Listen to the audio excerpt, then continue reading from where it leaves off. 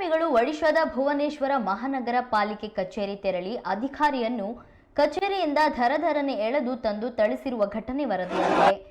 ಈ ಗಲಾಟೆಯ ವಿಡಿಯೋ ಮಾಡಿ ಸಾಮಾಜಿಕ ಮಾಧ್ಯಮದಲ್ಲಿ ಅಪ್ಲೋಡ್ ಮಾಡಲಾಗಿದೆ. ಅಧಿಕಾರಿಯನ್ನು ಮುನ್ಸಿಪಲ್ ಕಾರ್ಪೊರೇಷನ್ ಹೆಚ್ಚುವರಿ ಆಯುಕ್ತ ರತ್ನಾಕರ್ ಸಾಹು ಎಂದು ಗುರುತಿಸಲಾಗಿದೆ. ಪೊಲೀಸರಿಗೆ ಹಲ್ಲೆ ಬಗ್ಗೆ ದೂರು ನೀಡಲಾಗಿದೆ.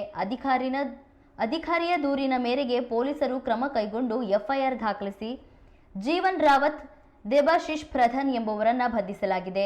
ಅಲ್ಲಿನ ಸಿಎಂ ಕೂಡ ಕಠಿಣ ಕಾನೂನು ಕ್ರಮ ಕೈಗೊಳ್ಳೋದಾಗಿ ಎಚ್ಚರಿಕೆ ನೀಡಿದ್ದಾರೆ.